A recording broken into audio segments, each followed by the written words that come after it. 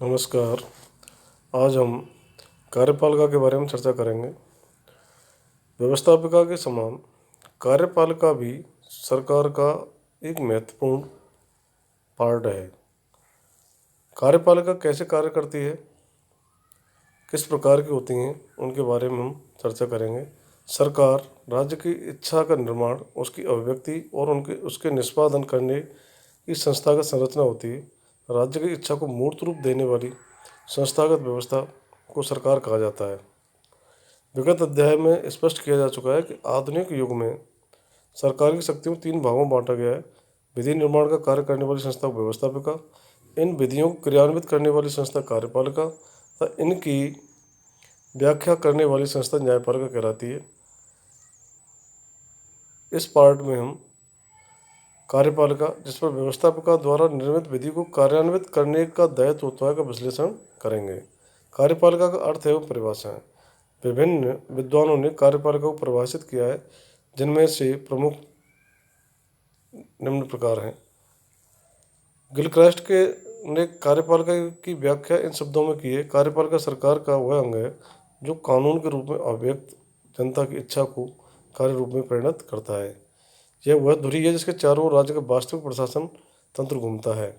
Doctor governor के अनुसार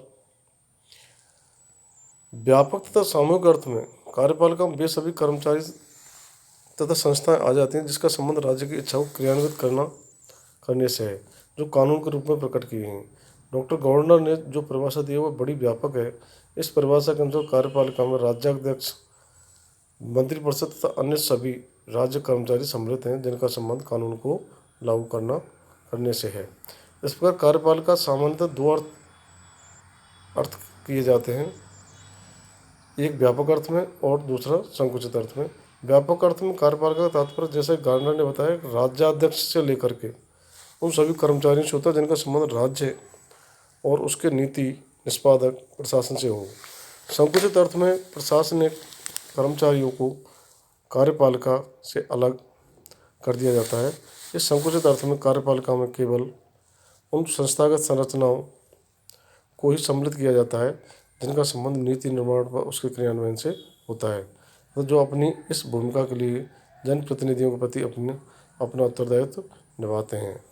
इस अर्थ में लोकतंत्रीय शासन व्यवस्था में मंत्रिपरिषद जो नीति निर्माण और उसके निष्पादन के लिए उत्तरदायी होती है, तो इस हेतु वह संसद के प्रति उत्तरदायित्व का निर्वाह करती है, को ही राज्य के अध्यक्ष सहित कार्यपालिका माना जाता है। कार्यपालिका के इस व्यापक और संकुचित अर्थ के आधार पर ही कुछ विद्वानों ने इसे 2 भागों में बांटा है: राजनीतिक कार्यपालिका और स्थायी कार्यपालिका। राजनीतिक कार्यपालिका प्रशासन से संबंधित नीति निरूपण का कार्य करती है और स्थायी लोक सेवाएं इस नीति निरूपण में और नीतियों के क्रियान्वयन में राजनीतिक कार्यपालिका की सहायता करते हैं। यहाँ यह उल्लेख करना प्रासंगिक है कि इस अध्याय में कार्यपालिका शब्द का प्रयोग राजनीतिक कार्यपालिका के लिए ही किया जा रहा है और ऐसा करते समय पाठ्यक्रम के दिशा निर्देशों को ही प्रेरक माना जा सकता है। आधुनिक लोकतंत्रीय शासन व्यवस्थाओं में कार्यपालिका निकाय सरकार के अन्य दोनों निकायों की तुलना में अधिक महत्वपूर्ण हो गया है। कार्यपालिका का महत्व इस बात से ही है कि कार्यपालिका सरकार का एक अंग मात्र है, किंतु व्यवहार में प्राय सरकार शब्द का प्रयोग कार्यपालिका के लिए ही किया जाता है। कोरी ने सरकार के इस अंग का महत्व बताते हुए लिखा है: कार्यपालिका सरकार का सार है, व्यवस्थापिका तथा न्यायपालिका इसके संवैधानिकरण के यंत्र मात्र हैं। ला पालमोरा ने लिखा है: कार्यपालिका से आशय मुख्य कार्यपालिका, विभागों के अध्यक्ष तथा सरकारी पद सोपान में उच्चतम स्तर के सार्वजनिक प्रशासकों से। इसमें वे व्यक्ति, लोक सेवक और अन्य लोग जो मुख्य कार्यपालिका की सहायता के लिए भर्ती किए जाते हैं सम्मिलित होते हैं। इस प्रकार लॉ पालमोरा की परिभाषा से स्पष्ट होता है कि प्रशासन में कार्यरत लाखों लोक सेवकों को वह कार्यपालिका में शामिल नहीं मानकर उन्हें प्रशासन अथवा लोक प्रशासन या सिविल सेवा अथवा नौकरशाही के नाम से अलग अभिहित करते हैं, किंतु व्यापक अर्थ में यह प्रशासन तंत्र कार्यपालिका का अनिवार्य हिस्सा माना जा सकता है। कार्यपालिका के प्रकार। वर्तमान विश्व में कार्यरत कार्यपालिका के विभिन्न प्रकार का विवरण इस प्रकार है: संसदीय और अध्यक्षात्मक शासन प्रणाली, पार्लियामेंट्री एंड प्रेसिडेंशियल एग्जीक्यूटिव। जिन देशों में मंत्रिपरिषद संसद के प्रति उत्तरदायी होती है उस व्यवस्था को संसदीय कार्यपालिका या संसदीय पद्धति के नाम से जाना जाता है। इस पद्धति के श्रेष्ठ उदाहरण इंग्लैंड और भारत माने जाते हैं। संसदीय कार्यपालिका का व्यवस्थापिका से घनिष्ठ संबंध रहता है। इस पद्धति में कार्यपालिका निर्माण व्यवस्थापिका में से ही होता है। संसदीय व अध्यक्षात्मक शासन कार्यपालिका में अंतर का प्रमुख आधार कार्यपालिका व व्यवस्थापिका शक्तियों का आपसी संबंध है। जिस राजनीतिक व्यवस्था में कार्यपालिका व व्यवस्थापिका में घनिष्ठ सौहार्दपूर्ण गठबंधन रहता है उसे संसदीय, तथा जहाँ ये दोनों पृथक रहती हैं उसे अध्यक्षात्मक कार्यपालिका वाली शासन प्रणाली कहा जाता है। संसदीय कार्यपालिका में मंत्रिपरिषद ही कार्यपालिका का वास्तविक रूप होती है, इसलिए इसे मंत्रिमंडलात्मक कार्यपालिका भी कहते हैं। मंत्रिपरिषद के सभी सदस्य अनिवार्यतः व्यवस्थापिका के सदस्य होते हैं और वे व्यवस्थापिका के लोकप्रिय प्रथम सदन के प्रति उत्तरदायित्व निभाते हैं। मंत्रिपरिषद अपने पद पर तभी तक बनी रहती है जब तक व्यवस्थापिका में उसका बहुमत बना रहे। लोकप्रिय सदन अविश्वास का प्रस्ताव पारित कर वास्तविक कार्यपालिका को पदच्युत भी कर सकता है। इस पद्धति में एक संवैधानिक प्रधान भी होता है जिसे नाम मात्र कार्यपालिका कहते हैं। शासन की समस्त शक्तियों का उपयोग इसी नाम से किया जाता है।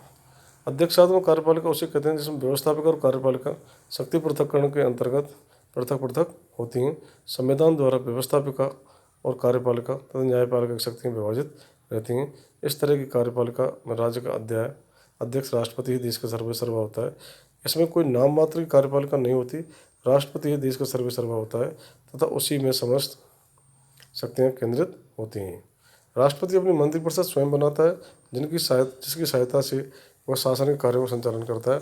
मंत्रिपरिषद के सदस्य व्यवस्थापिका के सदस्य नहीं होते और उनके प्रति उत्तरदायी होते हैं। व्यवस्थापिका का कोई भी सदन किसी प्रकार के अविश्वास का प्रस्ताव पारित कर कार्यपालिका को पदच्युत नहीं कर सकता।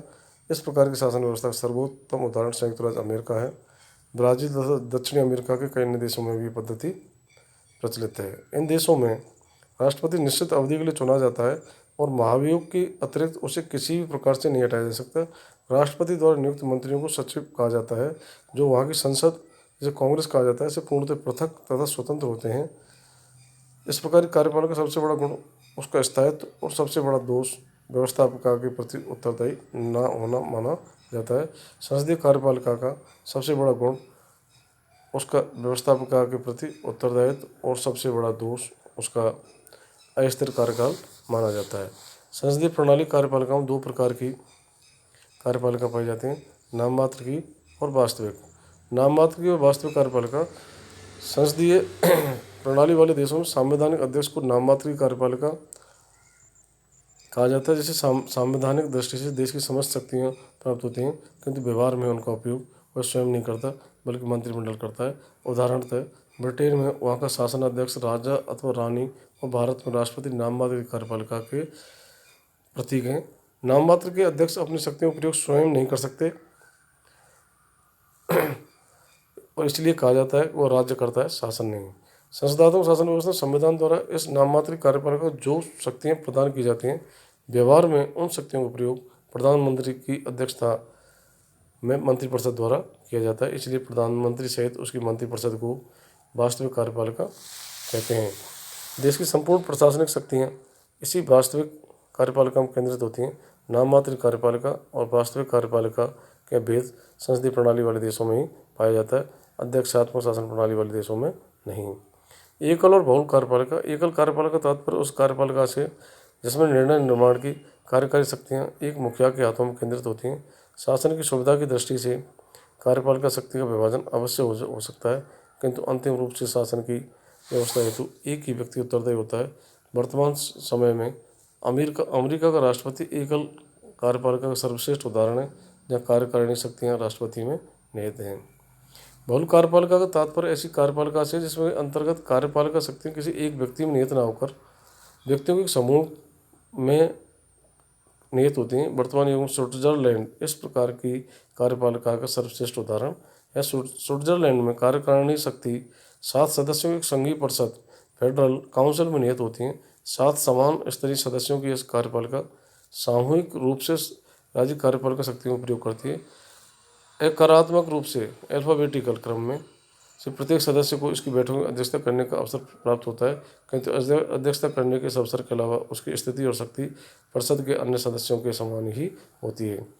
सभी सदस्य प्रशासनिक कार्यों के लिए समान उत्तरदायित्व का निर्वाह करते हैं। 7 सदस्यों की यह सामूहिक कार्यपालिका बहुल कार्यपालिका का एक अप्रतिम उदाहरण है। कुछ विद्वान सोवियत रूस की सर्वोच्च कार्यपालिका परिषद प्रेसिडियम जिसमें 37 सदस्य होते हैं को भी सामूहिक कार्यपालिका का उदाहरण मानते हैं।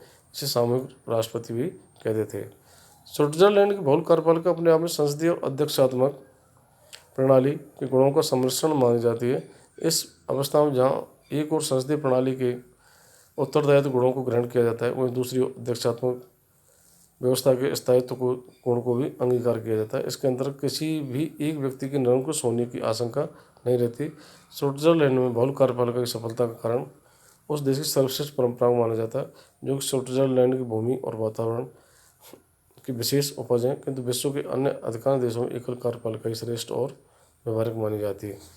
पैतृक और निर्वाचित कार्यपालिका जिन देशों में राजा राज्य का मुखिया होता है और उसकी मृत्यु के बाद उसका पुत्र या उसका उत्तराधिकारी शासनारूढ़ होता है, उसे पद्धति को पैतृक कार्यालय की पद्धति कहा जाता है। इंग्लैंड, जापान, नेपाल, स्वीडन आदि में इस प्रकार की पैतृक कार्यपालिका देखने को मिलती है।